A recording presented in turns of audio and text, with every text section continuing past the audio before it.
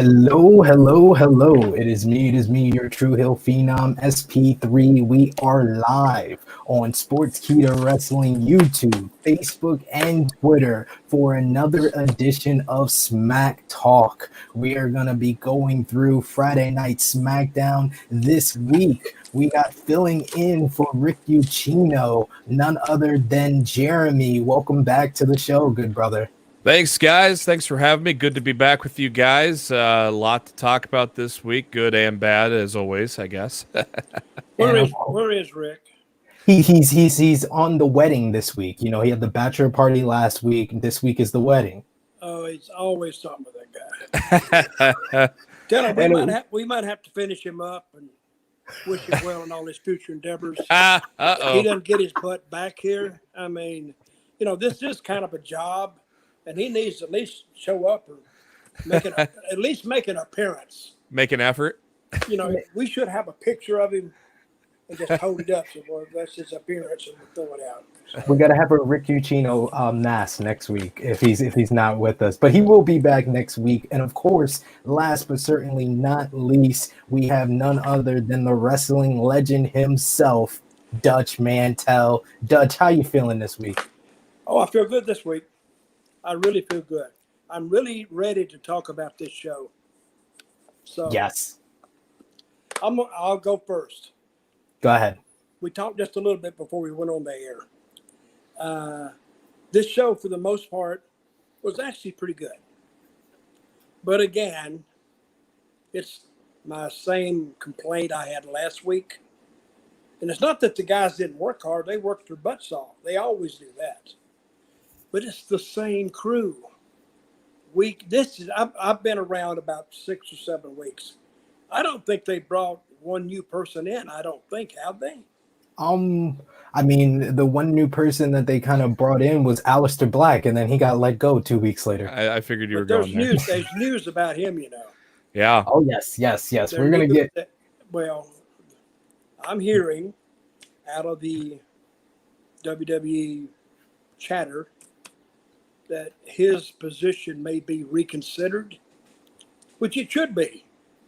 Yeah. I mean, they put all this effort into him, 3 weeks of a promo, then a run-in like 2 weeks ago. Then all of a sudden he's on the list of released talents, which is I totally don't understand that.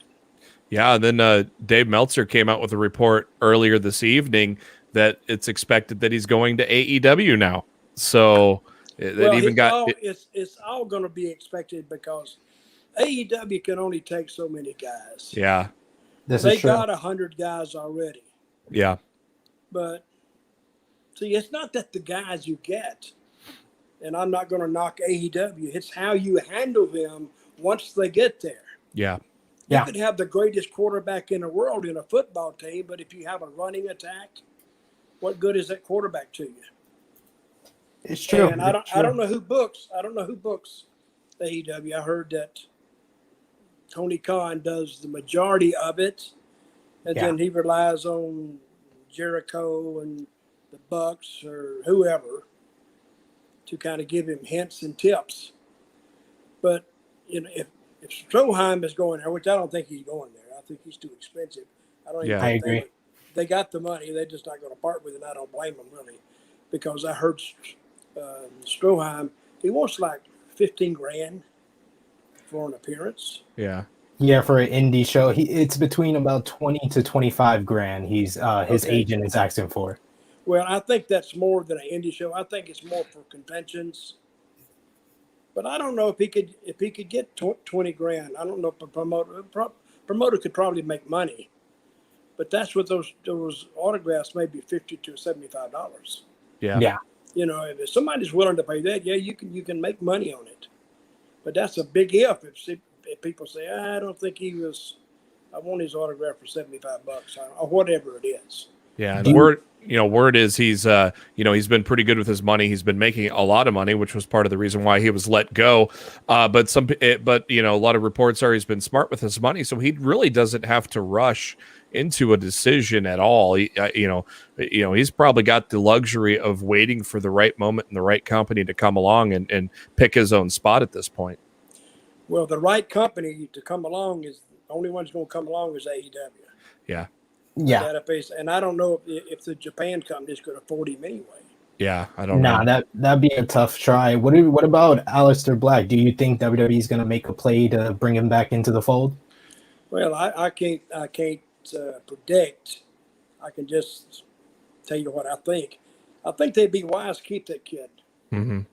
I think they'd be wise to keep him because he is different, and his work is good. I think if you got him in with somebody that could, handle his stuff, I think you might have a product there that you can sell.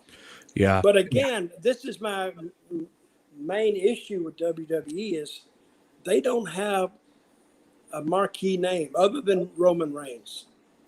True. They don't have the marquee name. They just don't. They don't have the John Cena, and that's what they're trying to make Roman. I got that. And they don't have the Undertaker, and they don't have the Rock, and they don't have Stone Cold. And see, Roman, they're trying to get him to that level, and they're getting there. But see, he can't just get there by himself. He has to have an opponent. Yeah. And he had an opponent. He has an opponent for Hell in a Cell coming up. Yeah, it's, Ring. Mysterio in the cage, Hell in a Cell, right? Yeah. He's got him there. And I was kind of thinking, don't discount one of the Usos coming up. And it's a little early, but they would fit. And, Roman's interview tonight with Jay, he's talking to Jimmy, right? Right at the end. I was kind of lost in that. What do you mean? Well, they've talked and talked and talked and talked, but yet and then he got called out by Mysterio, which kind of left that in the background. But what I'm seeing here, they have a lot of ways to go. So anyway, let's talk about the show. Yes, let's get into it, Dutch. For everyone watching, if you're watching us on YouTube, drop us a like. Keep hitting those comments in the live chat. We got Joshua here with us saying, family, don't do that to family, talking about Roman and the Usos going back and forth tonight. We're going to get into all of that. Let's start off with what we just saw, the final segment with Rey Mysterio coming down to the ring and basically calling out Roman Reigns, the Universal Champion, after last week's beatdown on his son Dominic Mysterio. He calls him out and he says that he acknowledges him. He acknowledges him for the man that put his hands on his son last week, and he basically makes a challenge to him for Hell in a Cell inside of the steel cage at the pay-per-view on next Sunday on June 20th. And Roman basically accepts, but then Rey pulls out a kendo stick out of nowhere seemingly and attacks Roman Reigns. Dirty bastard. Absolutely. Roman, you gotta watch little Mysterio guys hiding that kendo stick. Where did it come from? Yeah, it came out of nowhere on my end. I was like, yeah, I did not expect him to hit him with that there at that point. That was a good camera work there, obviously. I think it might have been Dominic hiding out and passed him the kendo stick. Maybe, yeah. We would see Roman get the advantage on Rey. You know what I would like to know? Dominic flew over that top rope. Ooh, yes. Has he landed yet? Yeah. But who caught him?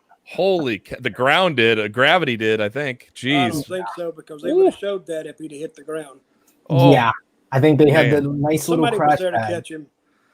Or a crash pad, maybe. I hope so for his sake. Holy cow. But if you take a bump like that, that can cut your career short. Yeah. So I hope he didn't do that. Yeah. Anyway, absolutely. The show, for the most part, was pretty decent, I think. Yeah, I think it was really carried once again by Roman and the Usos. We had various segments throughout the night with all three of those characters. We started off the night with Jimmy Uso cutting a really good promo talking about last week being upset with Roman for getting involved in the main event and causing a disqualification. And he said that tonight he's going to do something that he promises he won't regret. This led to a whole basically ping-ponging of Jey Uso throughout the night, going back and forth between his cousin and his brother. We got the great segment later on in the night that you talked about earlier, Dutch, where Roman was in the back with Jay in the middle between Roman and Jimmy, and basically both men arguing with each other, and Jay was just fed up, tired with all the drama within the family, and he said he's just going, he's off, he's sick of Roman, he's sick of Jimmy. This led to a whole back and forth between Roman and Jimmy, where Jimmy said he wanted to fight, but Roman basically gas split him and basically used the emotions of Jey Uso and saying that Jimmy is the older brother, so he shouldn't be getting Jey to get Jimmy in line. Jimmy should be the one that should know that he's doing this for the family. It's all about us. And it basically led to Jimmy basically questioning all of his emotions in a great segment that made Roman look great, just manipulating all the emotions of his family. Jeremy, what was your thoughts on all the segments involving Roman Reigns and the Usos throughout the night?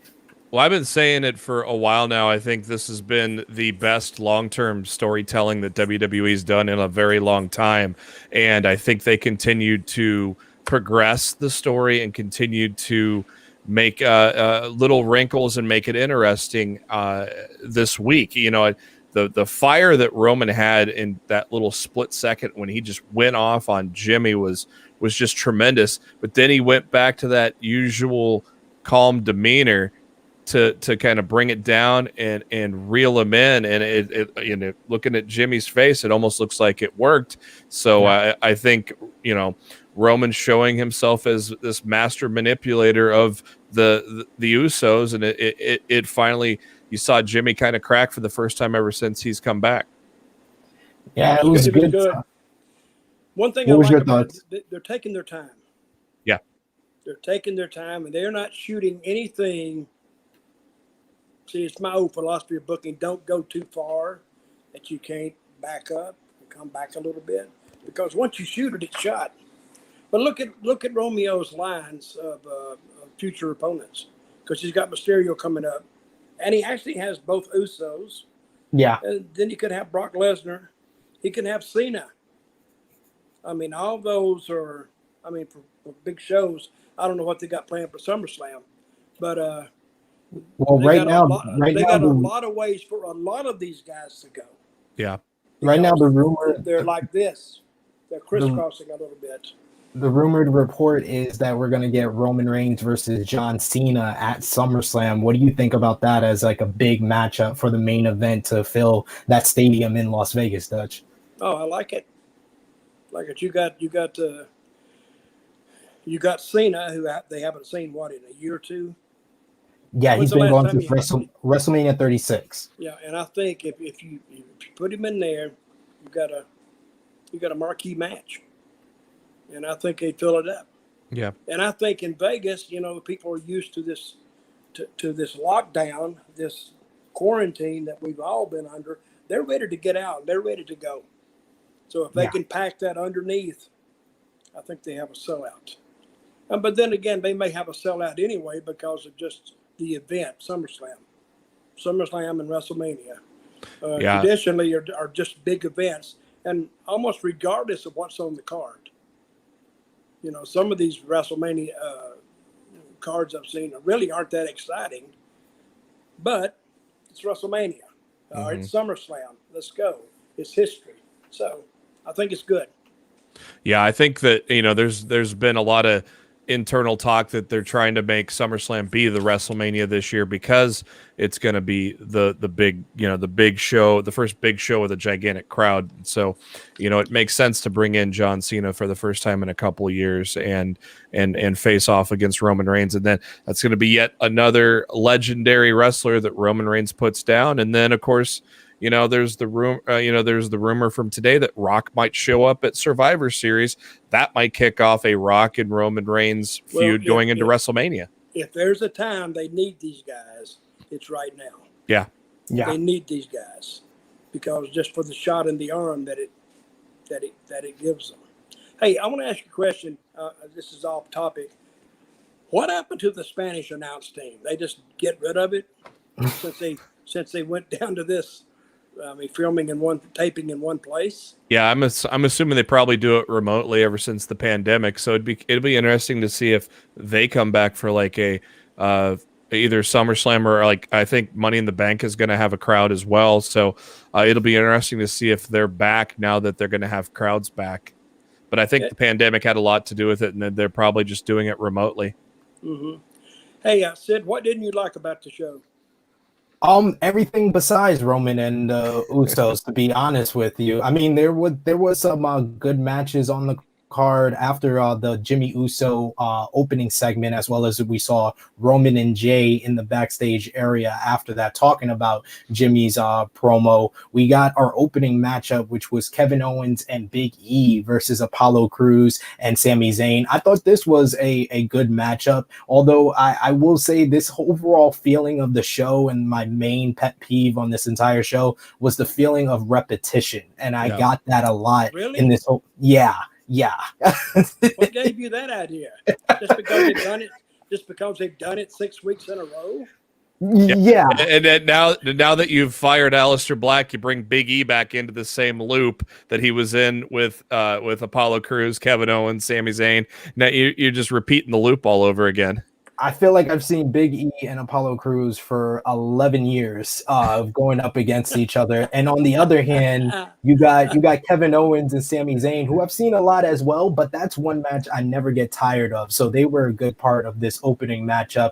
In the end, it was Kevin Owens hitting the stunner for the win for Kevin Owens and Big E getting the win here. After the match, Apollo Crews got upset and basically challenged the two baby faces to a rematch next week. But this time, he wants the debuting Commander Aziz as his tag team partner. So we got that tag match for next week. I totally support that because we haven't really seen Aziz, right? Not in the ring. No. Just in that those Raw Underground segments when they did the backstage fighting. That's it. And those bombed, right? Yeah, I mean, we did get one match with him against Braun Strowman, and he was in the Greatest Royal Rumble back in 2018. But besides that, this is like his re-debut as the Commander Aziz character, and he laid out Sami Zayn after the match. And I will say that Sami Zayn, he is an effective heel, but I tend to sympathize with him a lot because he just can't catch a break, and he feels like he's only there to kind of take the pins. But what was your thoughts on this tag team match overall, Dutch? Well, what I thought, I liked the match. What I thought was, okay, who took the win? Kevin, yeah. Kevin and Big E over Crews, right? Yeah. No, Zayn took the stunner. Yeah, the pin. Okay, all right, but that was okay. That was fine. And then they got mad at him. Now you have a little dissension with the bad guys. And I thought Zayn would come in there, and then Aziz and Apollo would get on him more, and then Kevin make the save. Not because he wanted to, because he was just a decent human being. Maybe like to see 2-on-1, but I think the people would kind of pop to that too because we've seen them against each other for how long? Sid? Yeah, it's been a while. Since 1946. And we've seen them together as heels as well. I don't know if we've ever seen them on the same side as baby faces. I think they've been both baby faces before, but not on the same brand. So to work as a team as a baby face, that would have been a great idea to have him come in and make the save. But maybe they see more value in Sammy still as a heel. At least maybe until that documentary finally gets released. Mm-hmm. Yeah. But it was a good match. It was actually. Hey, Crews, I'm impressed with Crews. Yeah. It's good that they're finally using him because it took a good 2 years for them to finally put something behind him that was solid. And now, look what he's doing with it. Yeah, it was. I watched him work. I like that. Who did the full Nelson suplex? Was that Zayn? Yes, he did that on. I think he did that on Kevin Owens, and then Apollo had a nice little arm trap German suplex on Big E, which was very impressive. Yeah, it was mostly kick punch, but they did some good moves in there. I liked it. Yeah. Now, what didn't you like, Sid? Well, I'll get to that right here when we talk about our next matchup, which was I felt like I was watching the same show from last week where we talked about Dutch, as we had the ladies of Carmella going one-on-one with Liv Morgan. Carmella, like I said last week, they seem to be kind of reheating her with a new character, the most beautiful woman in all of WWE. And Liv Morgan, this was another rematch, a very short match once again. I mean, everything they did looked good, and I did enjoy Liv Morgan getting the win here with her finisher, which is basically a rope spring flatliner, which looked really good, but it just had the tendency to feel like 50-50 booking with the fact that she lost last week to Carmella, and Carmella basically no-sold the finish by having the ring announcer say that she is still the most beautiful woman in all of WWE. What was your thoughts on this short ladies match here, Jeremy? Well, as much as I hate the 50-50 booking, it had to be done here. I mean, you basically get rid of the Riott Squad by firing Ruby Riott. So, having Liv take 2 pinfalls in a row was something that would be really tough to recover from. So I think even though as much as I hate it, and especially they've been doing it so much with Nakamura and Corbin, it almost had to be done here with Liv Morgan, or else she was going to be all any momentum she could have had would have been just completely lost by losing 2 3-minute matches in a row. Well, I don't think if she'd have lost another match, I don't think that kills her. If that kills anybody, I mean, all they got to do is just start another story that's interesting. People forget about that pin. Yeah, but her sure. losing 2 in a row doesn't help her. I'll say that. It's just harder to come up with something for her to do. But, when you say the most beautiful woman in WWE, I mean, if you look at her, you can't really disagree with it, to tell you the truth. She's one of the most beautiful, for sure. I mean, she made a cameraman fall over tonight. So, oh did she? but I didn't see that. So, but I don't see how that gets you heat when you tell the truth. Yeah, See, that's the problem with WWE heels now. You gotta respect them. You don't really dislike them. I mean, they're characters. I get all that. But back in days of yore, like that word yore, back in days, people literally hated the heels. Yeah. They just didn't like them. As human beings, they didn't like them. And that's how we drew money.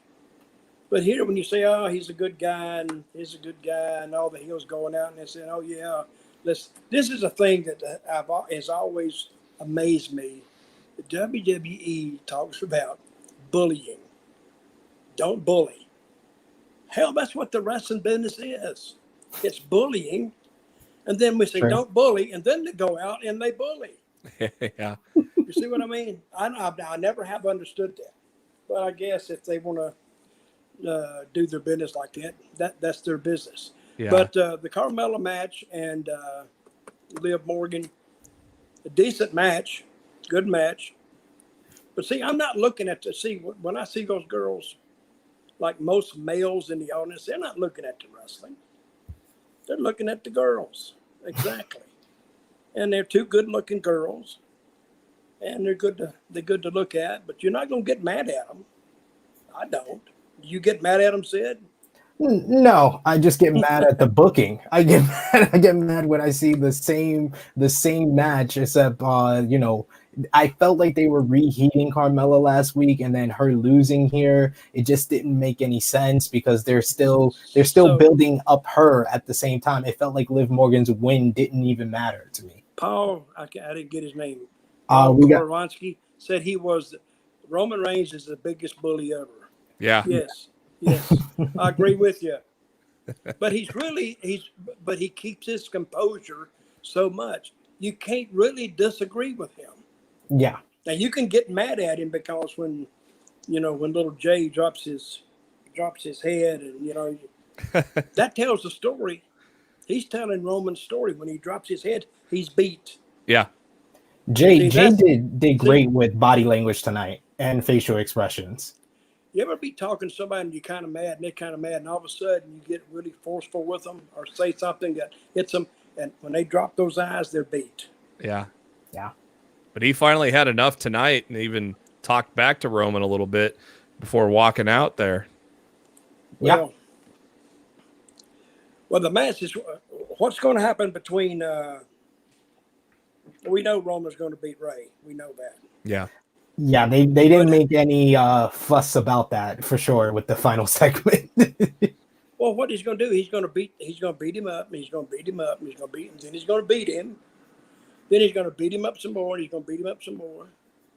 Then I see little Dominic coming in and getting his little butt spanked a while. That's what I think is going to happen. And then finally, in comes your Usos, one of them, and I think that will be Jimmy. Will come in because now he's in his own locker room, kinda, and I think they'll kind of get into it, and then we may see Jay come in, and where does he stand in all this? And we'll see in Hell in a Cell. I think we got closer to the family coming together with that final segment where it finally seems like Roman was getting through to his cousin. We got a bunch of people in the live chat here on Facebook as well as on YouTube. Anthony, we got Paul here. Everyone watching, give us a thumbs up if you're watching us on YouTube. Share this video on all your favorite social media platforms. If you're watching us on Facebook, drop us a like emoji, a heart emoji, a laughing emoji, and let us know in the live chat what you thought about this week's SmackDown. We got a question for Dutch here from Mikey James Boatwright saying, Dutch, do you agree that WWE is not good as it was and that AEW is the new franchise? No, I don't. WWE is not as good as it was. But I don't think AEW is the new franchise. I just don't. They just got some TV stations and they put wrestling on. And they have some names that the people know. But I don't think the people, when AEW is on, they run out into the street and say, "Oh, thank God AEW is here." I just don't see that at all. They have good production and they have some good matches, but I don't think they're any danger to WWE at all. TNA thought for a long time they were going to kind of hurt WWE, and there was a war going on. You know why there wasn't a war going on, but TNA didn't know it? Because WWE didn't know a war was going on. They just continued business because it didn't have the push of Ted Turner and WCW. That's when WWF got off their butts and started doing that attitude booking. And they kind of did shock TV in wrestling for a while, and it worked. And then it changed the face of wrestling. Yeah, it's either that or go out of business. Well, yeah, that's it. But I think I don't think WWE is going out of business. I don't care really how bad it got. They would stay in there. It may not get as good as it was, but WWE is nowhere close to where it used to be, and they know that. Again, back to what we were talking about, they don't have the franchise player other than Roman, who doesn't have an opponent. That's why me and Sid figured this out there, Jeremy. Yeah. Jeremy, if Cena came in, perfect time. Now he's got an opponent. Or if The Rock came in, perfect opponent. Because people would pay attention to that. Yep. Yeah, I agree with you, though. They're kind of building Roman head and shoulders above the rest, and it's going to be hard, besides bringing in these old stars, to kind of have an opponent for him. But one of the segments that wasn't really repetitive this week that I want to hear both of you guys' thoughts on was Ding Dong Hello, hosted by Bayley with special guest Seth Rollins. This basically was the two heels laughing it up, talking about their rivals. We got Bayley thanking Seth for using the front door. Finally, someone using the front door on Ding Dong Hello. It was so stupid. It was good. yes. Ding Dong. Oh, and then who could that be? when Bayley they flashed Bayley on the screen for the first time, they flashed Brock Lesnar's name on there as WWE champion. Somebody hit the wrong button there for like a split second and then said, "Oh crap, fix this, pal, real quick." But I thought her Ding Dong Hello segment was actually pretty good. It was entertaining. Oh yeah. It was entertaining. Her and Seth worked really well together as two annoying heels that have a great fashion sense. And they put each other over, and they were the greatest things since sliced bread. Then the doorbell rang again, and you knew who that was. We do. Yeah. And he opens it up, and then, but I will say, when he opened it up, they looked at each other. Then all of a sudden, Cesaro just goes, pow. Yes. And a straight shot knocked him over. Then they tore the set up. Now she's all torn up about that. He had his clothes ripped off. Down to his briefs. Bianca Belair come out there. And now you're thinking, now what is left to do here, really? I mean, laugh. The set is destroyed. And she just started laughing. Yeah. Which was actually a good way to end it. Good. I think they listened to us from last week when we said, the Bianca promo didn't really work. So they kept it to a minimum here with her just responding with the laughter, getting her revenge for last week when Bayley had all the laughing heads on the Thunderdome. Yeah, Vince called me and told me, he said, I think you guys hit it right on. Yeah. He said, that's exactly the way we saw it, and we're glad you saw it too. I said, well, thanks, Vince. Give me a call sometime. He said, oh, I will. Don't worry. You got it, pal. Yeah. You got it, pal. So, yes. This worked though. This segment worked to bring back Cesaro, restart the rivalry with Seth Rollins, as well as continuing Bayley and Bianca Belair. I will say though, although I feel like both Seth and Bayley were entertaining here, I do want Bayley to get a victory before Hell in a Cell. It seems like she hasn't won since March. I think we've been reiterating that a lot lately, but I just feel like she needs a victory before we go into Hell in a Cell to make us believe she can beat Bianca. What do you think, Jeremy? Yeah, you got to put her in some sort of a squash match. Find somebody, just get a good 5 to 8 minute match out of them, and just something that Bayley's going to win, just to give her a little bit of momentum. I still don't think anybody's going to believe that she's going to take the title off of Bianca at this point, but you at least got to make it look like and make it feel like that, going into a pay-per-view, anything can happen. And right now we just don't get that feeling with the way it's going. Hey, what happened to that Japanese girl? What's her name? Azuka? What's her name? Asuka. She's on Raw right now. Okay. She's on Raw, and I miss her. They're putting her to. I think they're putting her together with Nikki Cross now, which I think works really well. I think they've got, ever since a lot with the firings, a lot of the women's tag teams got decimated, and so I think they might have found something with Asuka and Nikki Cross because their personalities work really, really well together and over on Raw. See, what's always amazed me about WWE, they take these talents and basically they warehouse them for 2 years. Yeah. 3 years or longer sometimes. And in NXT, they just, to me, I call it warehousing, really, even though they get to be seen by, what TV show are they on? Are they on TV? Are they on?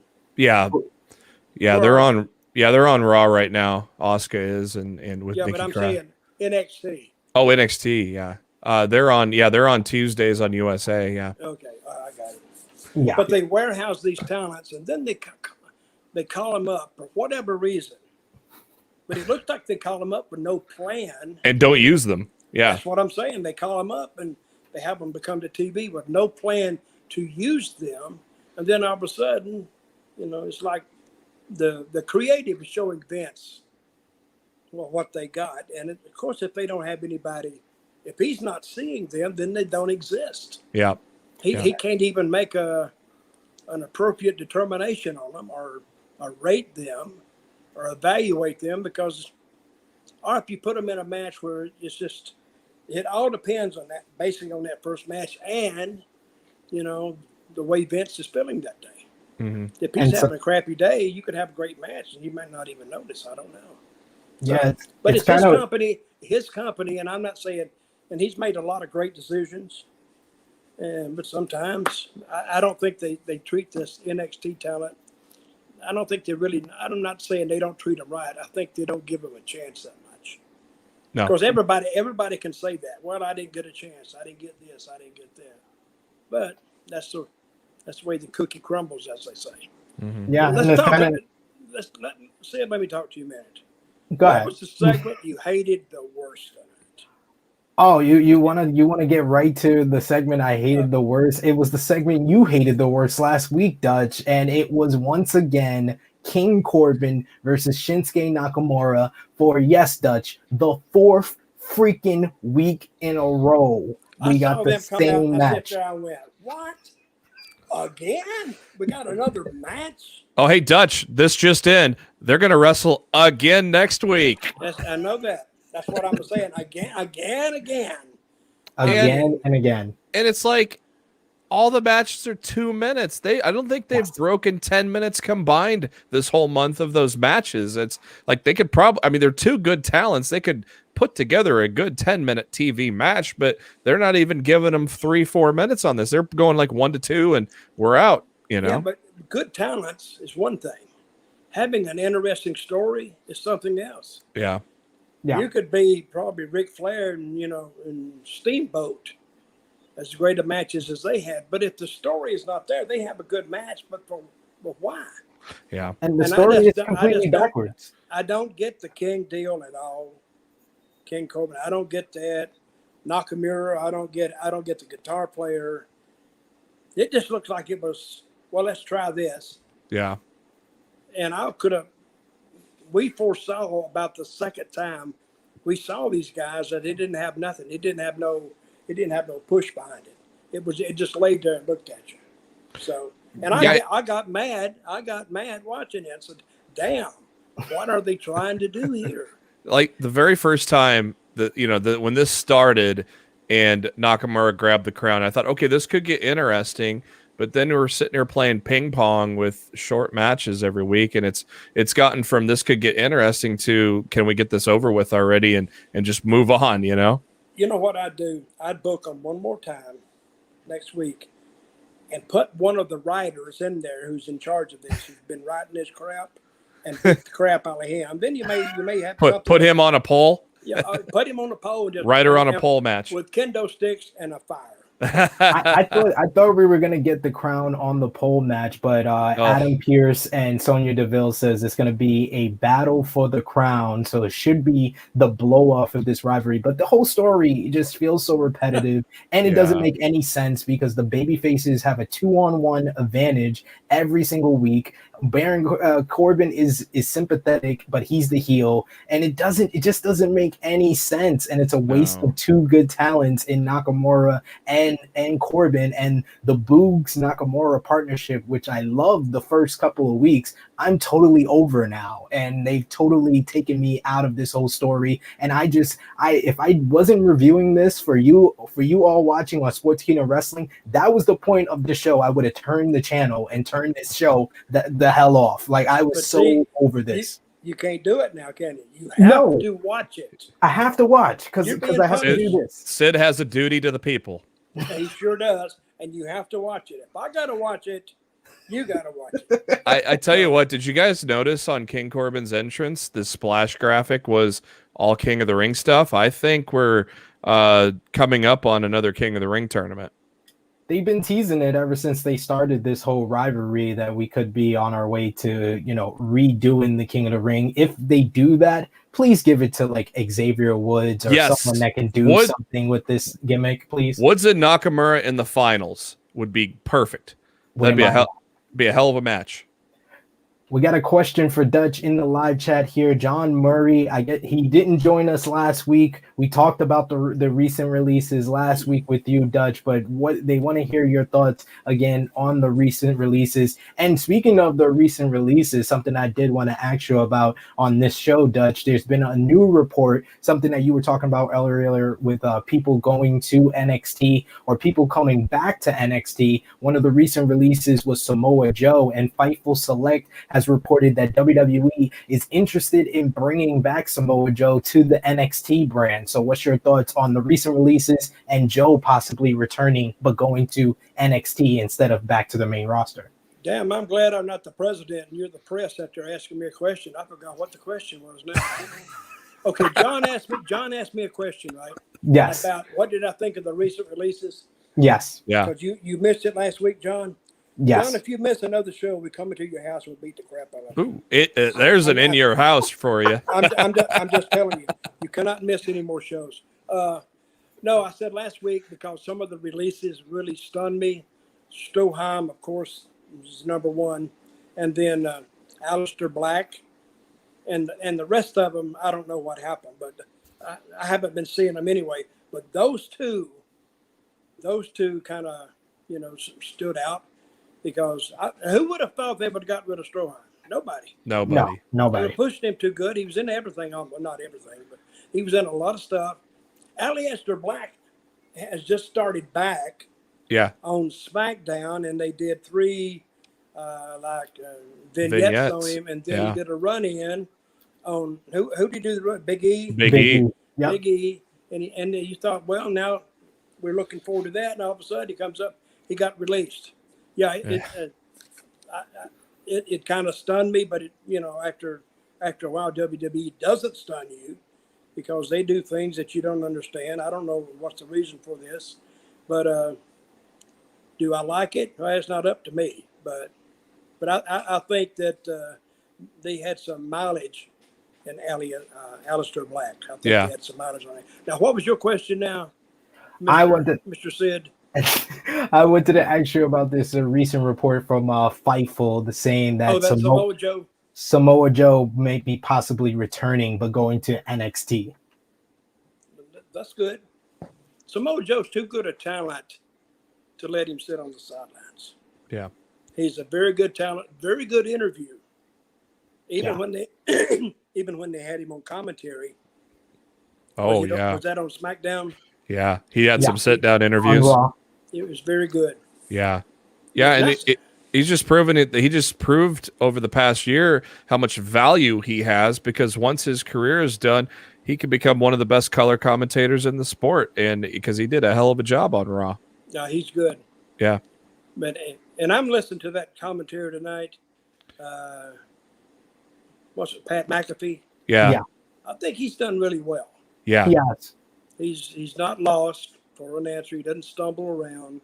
He gets his point out there. But they're so busy. Michael Cole, of course, he's so busy pushing everything. Yeah. That sometimes he misses the whole crux.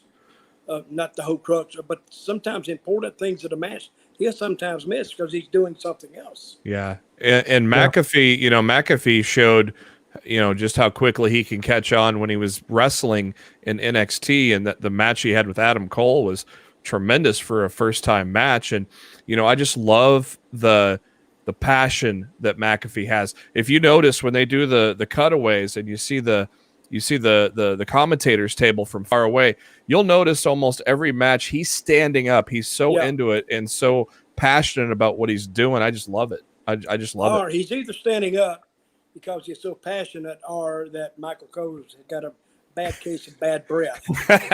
And he probably gets up there and he tries to do that social distancing, get away from me. So. And I saw him standing up tonight, and I'm thinking, and that's why the Spanish announce team came across my head. Yeah. I said, wait a minute, they used to sit on the far side of the commentating table, and they haven't been there the whole time, but this is the first time I've noticed it. Yeah. So they must do it in post. They must do the commentary in post. Yep. They probably do. But maybe at a SummerSlam it makes its triumphant return so that table can get destroyed. Yeah, they can't always destroy the English announce tables like we've been doing the last couple of months. We got Dave here on Facebook saying Samoa Joe should kick the ass of the head of the table, the head of the kids table, apparently. We also got Christopher saying, I'm all for Samoa Joe coming back, but to NXT, okay, I guess. But if he can wrestle, he needs to be on SmackDown. I think he could be good against Roman. We got a couple of people wanting to see Roman versus Joe. No, that is a good thought. Yeah, that'd be a tremendous story. Because Joe and Roman would have a hell of a match, a physical match. And Joe could, you ever see Joe blow his top when he starts talking? Oh, yeah. He could blister Roman. Yeah. And that would be something to listen to, talk about this and that and the family and all this. Oh, shut the hell up. I think he could really cut a biting interview, a blistering interview on Roman and back Roman up. Put him in his place. Yeah. And that's what they want to see. And it doesn't necessarily have to beat him. And He back him up. another, I think the best part for Samoa Joe to come in is when he's bullying Little J. Yeah. When he's bullying, and Samoa Joe, out of the clear blue, just comes into the ring. And he says, what the hell do you think you're doing? just step right up to Roman. Yeah, well, nobody would think that would happen. Yeah. Because his brother, we know what his brother's going to say, and nobody else has said anything to him about him. Of course, Paul Heyman is so far up his butt, that if he was walking behind Roman and stopped real quick, you'd have to do like a renal colostomy or something to get his head out of his butt. He'd be peeking over his tonsils. But I think that would be interesting to see Samoa Joe, because they know him. There's no get over time for him. Yeah.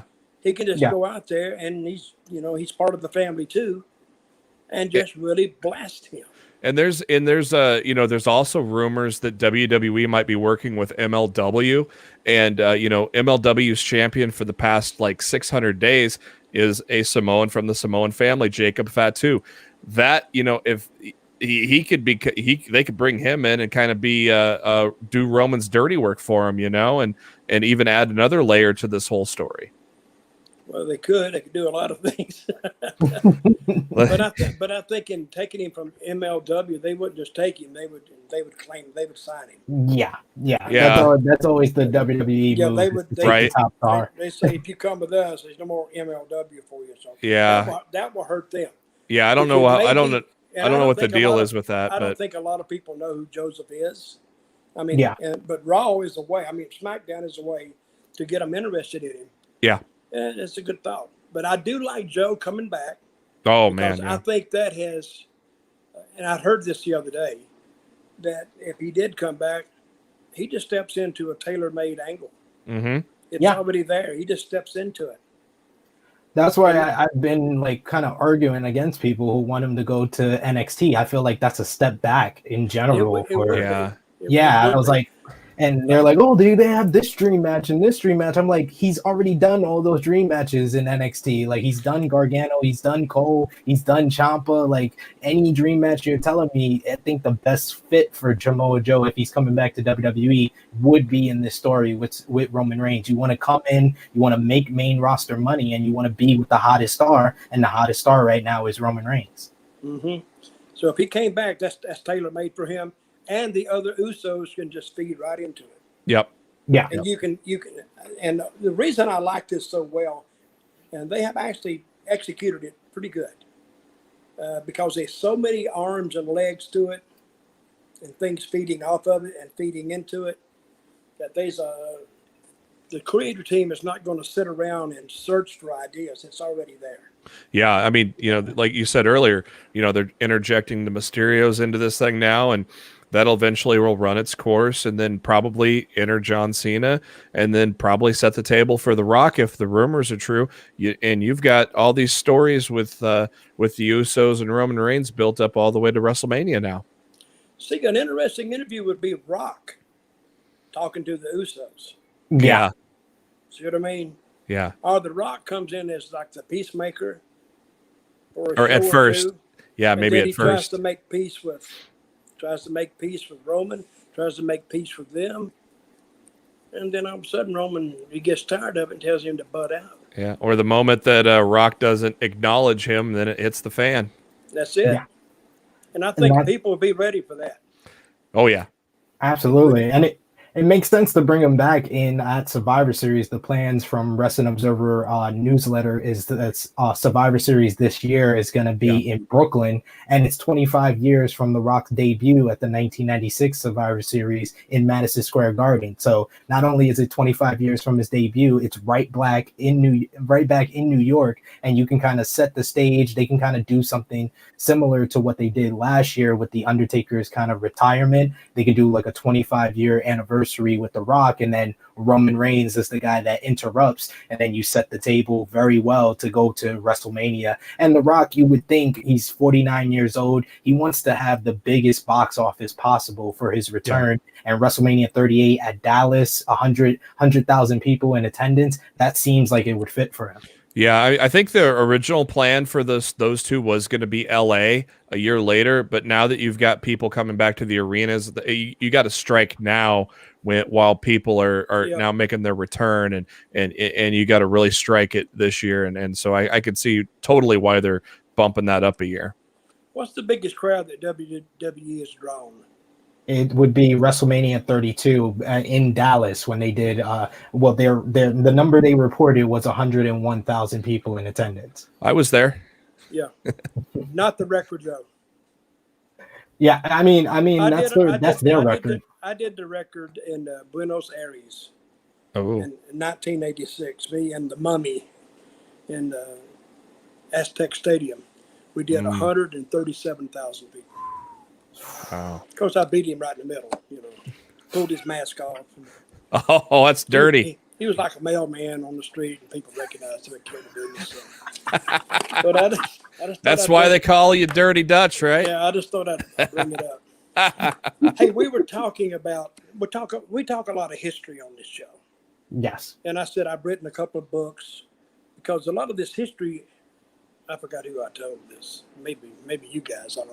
I think it was me because you called me a bit of a wrestling historian, and I tweeted that because that felt like a badge of honor you gave me last week. Yeah, well, if some of these things aren't documented and written down and preserved, they'll just be lost. Yeah. So here's a story, and I'm writing my next book, and the story I'm going to write is, sometimes history gets lost amongst the talent in WWE. A lot of these wrestlers they get now, they're not fans of old school. They're fans of just WWE in general, actually. That's true. So the first night I started on my latest run as subculture was in 2013 in Nashville. Did I tell you the story, Sid? You might have told me off camera, I believe. Okay, but Talent Relations called me on a Thursday, and it said, and I lived in Nashville at the time. They said, "Are you going to be in Nashville Monday?" I said, "Well, I'm close by. I'll be here." "Well, we would like to talk to you." I said, "Okay." I hung the phone up, and I had no idea what they wanted to talk to me about. So I went down there, and they said they wanted me to meet with Triple H. I said, "Okay." At about 4 o'clock, I got down there about 3:30. And I walked in, and I went to catering, and I ate a little bit, and everybody, "How you doing?" Some guys knew me, and some didn't. But then they come to get me, and they took me to a room. And they said, I said, "Well, what do you guys want?" They said, "Well, we're looking for a mouthpiece for Swagger because he's not the greatest interview, and we think you could help him." I said, "But what do you want?" They said, "Well, this is what we're looking for. We're looking for, you remember the Tea Party?" Yeah. Oh, yeah. The Tea Party guys. So we're looking for a guy who's a little bit politically oriented, which I kind of am. I'm kind of not, and he's an older guy. That was me, and he's kind of lost faith in America, and it's like the best days are behind us, and he's pissed off. I said, "Okay." So they wanted me to do an interview, and they wanted to take it to Vince, and they said, "We'll give you 10 minutes." I said, "Well, where's my verbiage?" "Oh, no. Don't worry about that. Just talk." See, any other time they would give you something to read, "Hey, do this." Word for word. They didn't give me anything. They said, "Just do what you think the role would call for." So I sat down. I just hit a block. What the hell? You remember the movie Gran Torino? Mm. Yes. And I did Clint Eastwood for them. So when they put the camera on me, and I says, "Hey, when I walk down my street, I don't see people that look like me. I don't see people that talk like me. I don't see people that eat the same foods as I eat. I don't see people that enjoy the same things I enjoy." And I said, "Where did my country go? Where is my country?" And basically that was, I did about 3 of them. And in the last one I put we the people, we deserve better. And he took it to Vince, and they come back, and they told me that I had a job, just like that. I went down there without a job, not even looking for one. I just wanted to see what they would offer. So I went down at 3:30, did my interview at 4:30, got hired at 5:30. They got my clothes at 6:30, and I went out live on Raw at 7:30 that night. Wow. So day in the life. That's the damnedest thing I've ever seen happen to anybody. But the point I want to make is when I walked in that dressing room, 75% of that dressing room didn't have a clue who I was. Yeah. They might as well say, well, who called Uber? You know, what's the Uber driver? Whose uncle's visiting tonight? And then when I walked out, they just stood and they were just in amazement, like, who in the hell is this guy? Yeah. He walks in at like the top of the hour at 9 o'clock, and he does this promo because, you know, if you got top of the hour, that's an important spot. Mm-hmm. Yeah. On any hour. Yep. So, and I had him come up to me in the back after the interview and everything. And he said, "Who are you?" And then I told him, and after I told him, they still didn't know. I said, "Well, go to YouTube or talk to somebody." Or it's a crazy business that we're in. Yeah, I saw somebody. If like I said, if these things aren't written down, and you know who didn't know who I was? Natalia. I mean, I always said her name wrong, but and she came from a wrestling family, so of anybody, you would think that she would know, and she had no idea. Yeah. Speaking of Natalia, we had the A&E biography this week of Bret the Hitman Hart. Dutch, do you have any stories about Bret? Any interactions you had with him? Well, Bret truly believes that he is the best there is, the best there was, and the best there'll ever be. He truly believes that, which is okay to believe it. But he had that attitude in the dressing room. I mean, I never had any problems with him. I never actually worked with him. But he's very dry. He's not funny. He doesn't like to joke around. He'll laugh a little bit, but you know, he's very, very serious. So if you're not going to kid around and act stupid, and I mean, you're not funny to me. So, but I heard a lot of things about him. He's kind of, Lawler worked with him. He actually called Lawler one time just an average worker. Wow. And that's okay if you call him that. But if you knew as many sellouts as he did, mm-hmm. he didn't have to work. We saw some of your greatest guys who have drawn the most money aren't great technicians in the ring. I mean, he basically put Memphis on the map, didn't he? No kidding. Yeah. He put it on the map. Yeah. And what I'm saying is Bruno Sammartino wasn't a great in-ring talent. All he did was draw money. That's all he did. You can say Hogan and Warrior. Yeah. Same thing. Yeah. They weren't great talents, but all they did was sell tickets and sell pay-per-view buys. Stone Cold Steve Austin, he'll tell you right now, he said, hell, I'm not a good worker. He's told me that. I told him that. So, and The Rock, they just had chemistry. Yeah. With those people.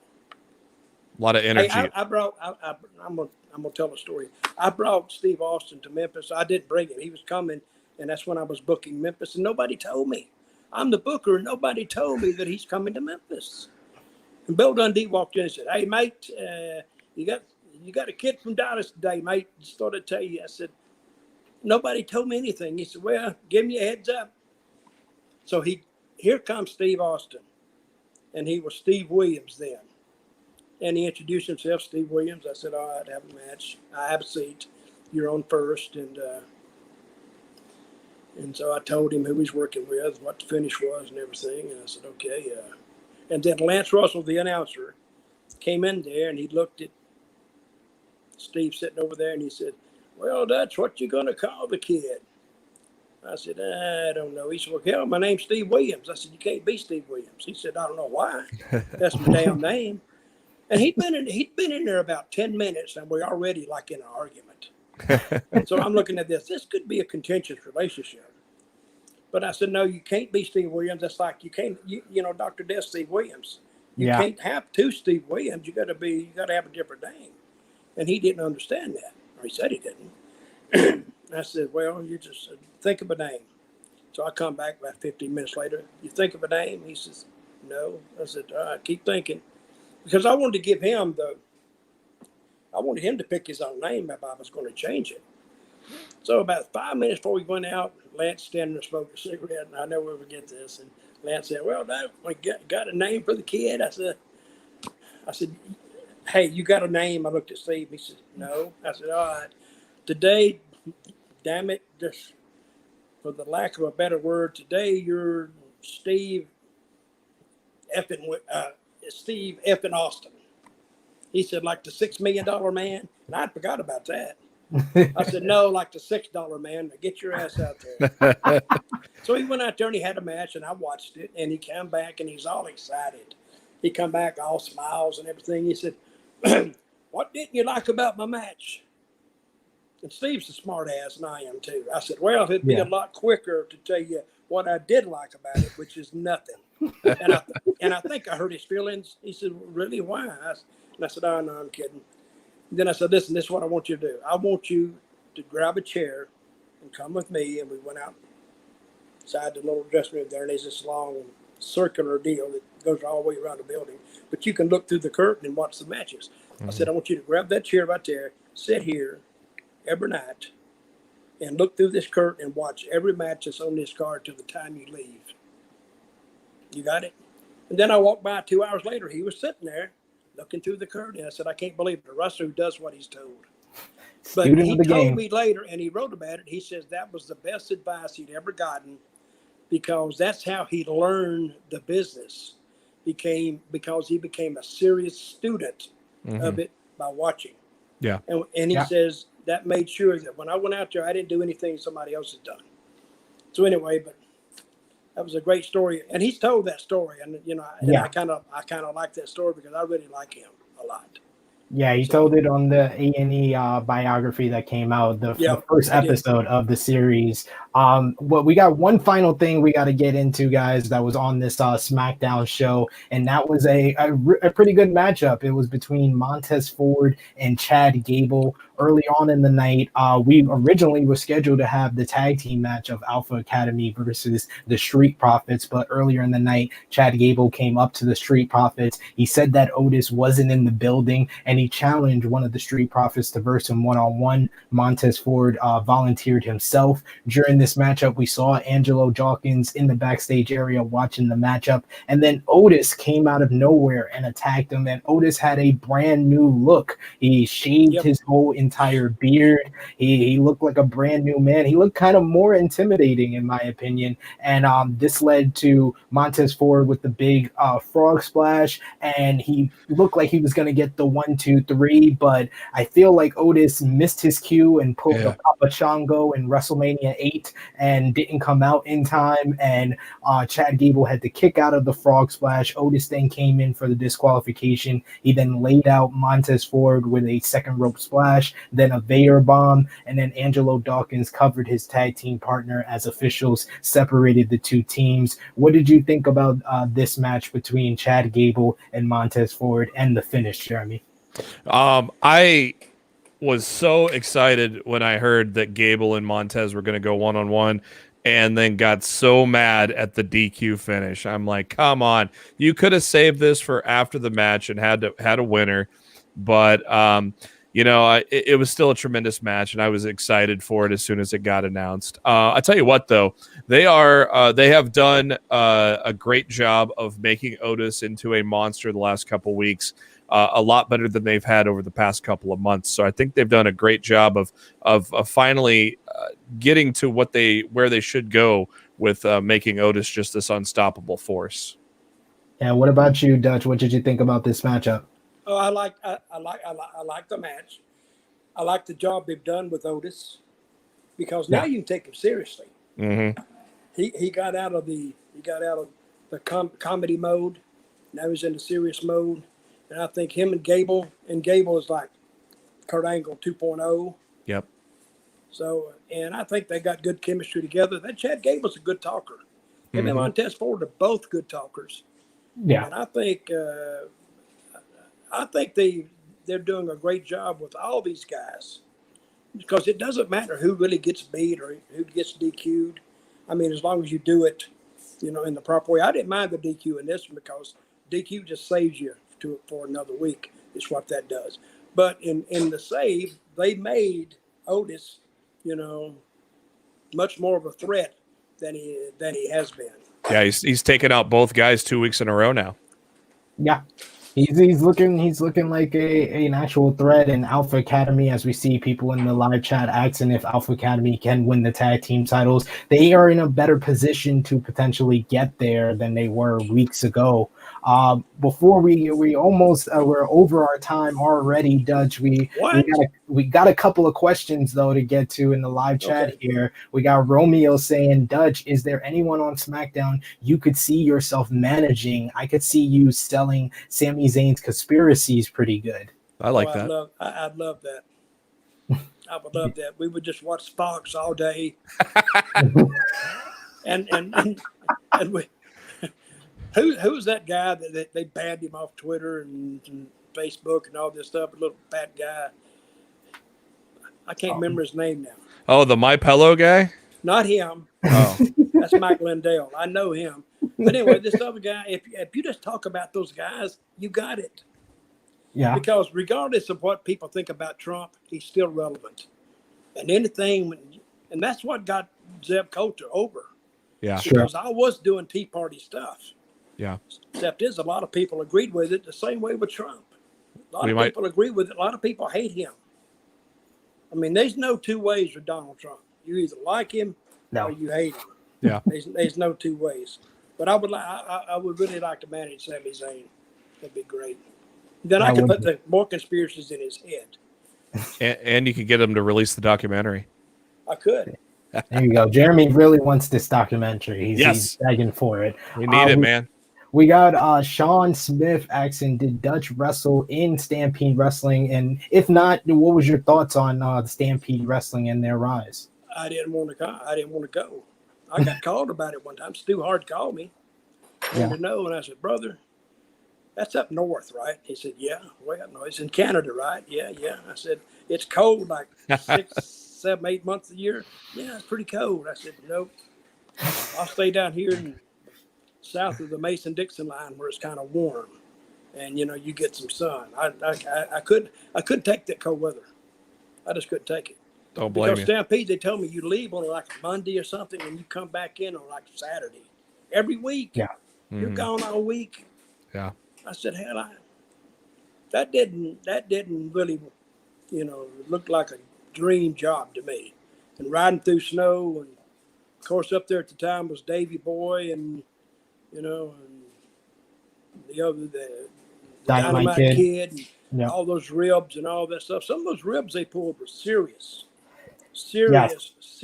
ribs. So, and if they'd have pulled one on me, we'd have had I would have known I wouldn't like it.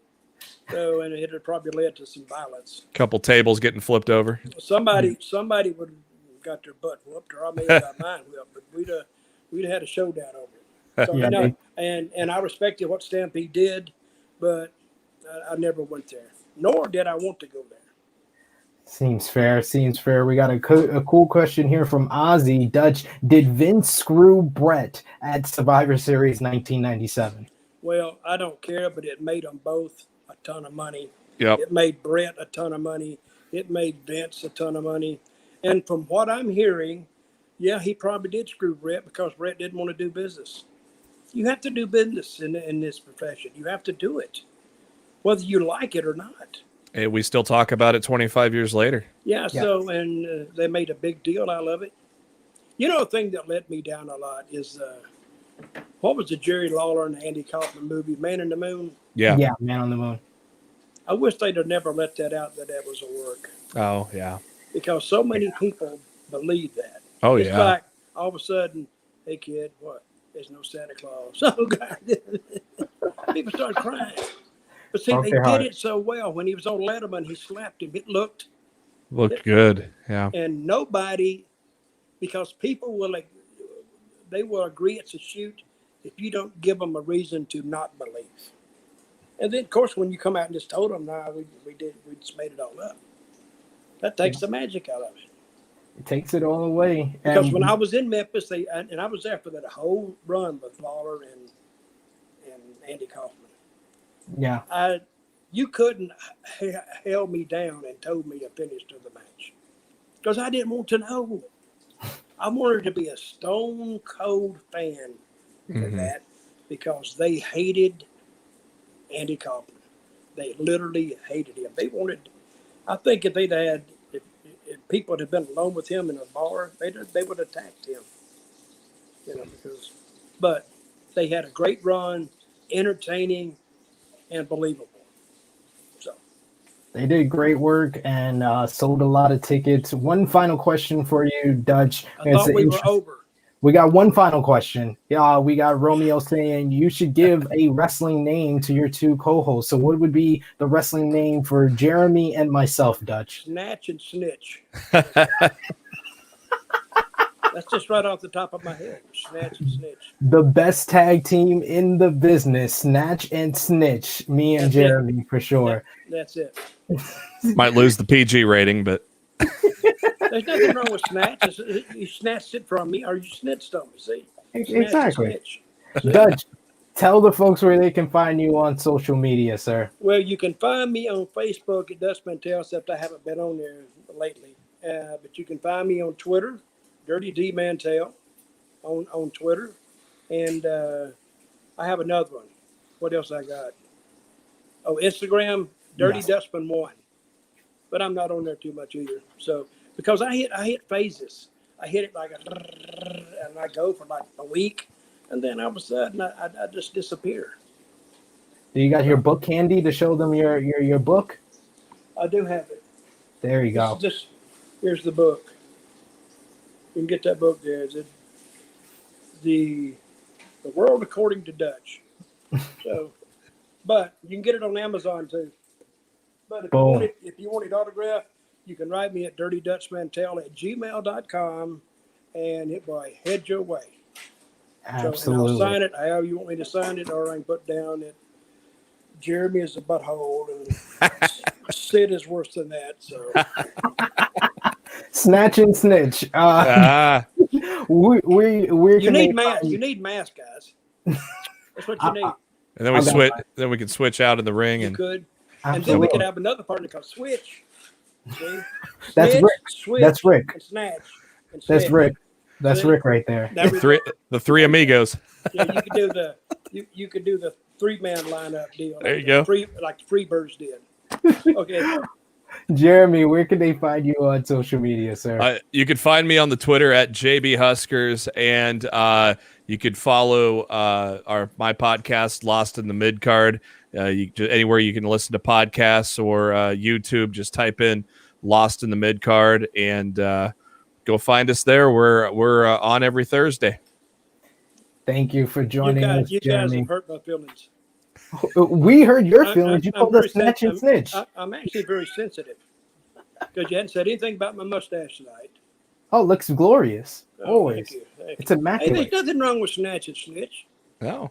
Because, one of these days you'll be looking back and you said, we thought that was the stupidest names in the world, Snatch and Snitch. Till we got this Snatch and Snitch podcast, and it took us to Spotify, and it took us to all these places. We made $1 million. So thanks, Dutch. And we won the Trios Championships. To the moon. Absolutely. To the moon.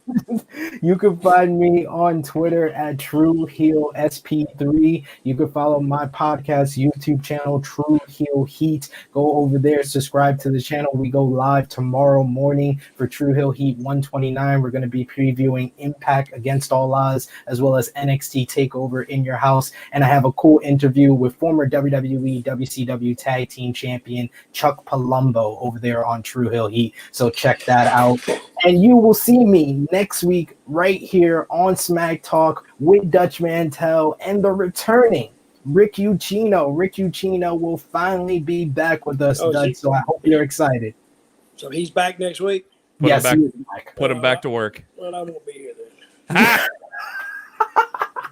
Dutch will be here. I'll be here. I thought about boycotting, but it wouldn't work. So Ah, So I'll Dutch- see everybody. I'll see you next week, Sid. And Yes. Jeremy, I won't see you. we'll see you. We'll see you down the road sometime soon. Sometimes. So stick that thumb out, wait for the car to come by. Have you guys ever hitchhiked? Never. No. No, You ever done it, Sid? No, I live in New York. My hitchhiking is getting a taxi cab, which is hard enough with how I look. So, Oh, yeah. yeah. That's how I used to travel. But I was out in the country, so. Yeah. Oof. Yeah. So if you've never hitchhiked, it's when you get in the car, it's hard to, the guy could kill you. Right. But we didn't think about that stuff back Sure. No. No. It is true.